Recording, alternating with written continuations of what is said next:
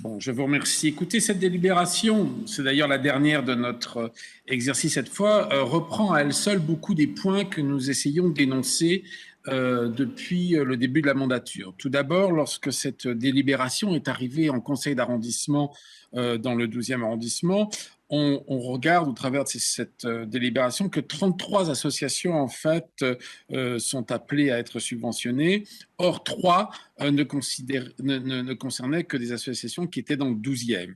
Et je rappelle, et je le rappellerai tout le temps et tout le temps encore, que les conseillers d'arrondissement sont des conseillers d'arrondissement bénévoles, qui n'ont pas les mêmes moyens techniques, les mêmes moyens logistiques pour vérifier le travail que font ces associations. Et je trouve que c'est comment dirais-je, une sorte de mépris que nous avons envers les conseillers d'arrondissement de leur demander un avis pour consultation sur des associations qu'ils ne peuvent pas contrôler.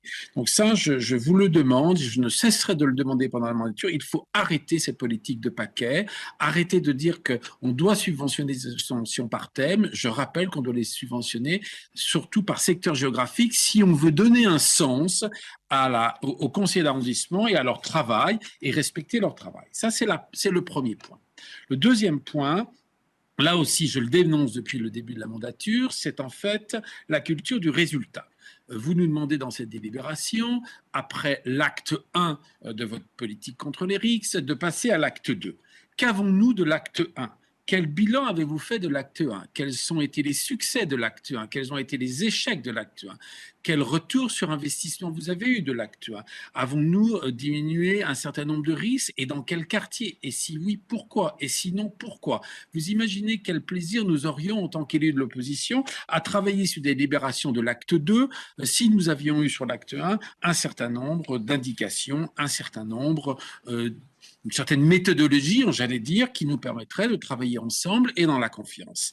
Encore une fois, vous n'avez pas la culture de résultat et encore une fois, je vous encourage à mettre en place les cultures de résultats, surtout pour des sujets aussi importants, parce qu'il y a là bien sûr de la matière humaine, il y a là bien sûr des résultats qui peuvent être plus ou moins, de type qualitatif et non pas quantitatif. Et donc, les outils de mesure, lorsqu'il s'agit du qualitatif, sont encore plus importants.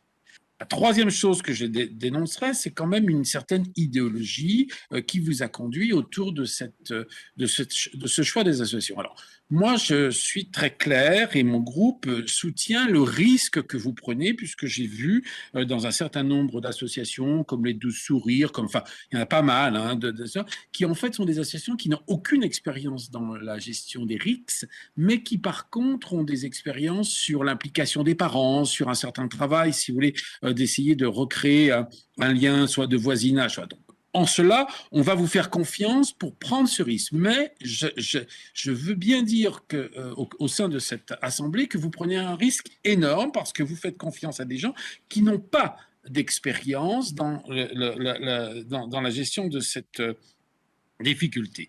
Et puis surtout, là où vous avez une idéologie qui est très grande, très forte et à mon avis très déplacée, c'est que vous n'avez choisi aucune association de la police, aucune association de pompiers ou d'éboueurs, c'est-à-dire en fait des associations qui représentent les services publics, surtout avec l'arrivée de la police municipale. On aurait pu organiser des rencontres, on aurait pu organiser une après-midi, on aurait pu organiser une série d'écoutes, quelque chose qui fasse que le dialogue en fait puisse s'instaurer entre ces jeunes qui sont souvent très en retrait des services publics. On le voit souvent avec les tensions, par exemple, les pompiers, ou par exemple, ils n'ont pas le même respect de la propreté, donc on aurait pu leur faire rencontrer des éboueurs. Et là encore une fois, vous êtes uniquement dans un type d'idéologie. Et encore une fois, je le dis bien, nous allons le soutenir, mais qui est un type d'idéologie, ce sont des associations qui n'ont pas d'expérience et des associations qui pourraient apporter une vision de la ville, une vision de la qualité de vivre ensemble, pour reprendre un terme qui vous est cher. Vous n'en faites pas, action et vous ne montrez pas une volonté de faire rencontrer à ces jeunes l'ensemble des gens qui participent à la vie publique de notre cité. Je le regrette.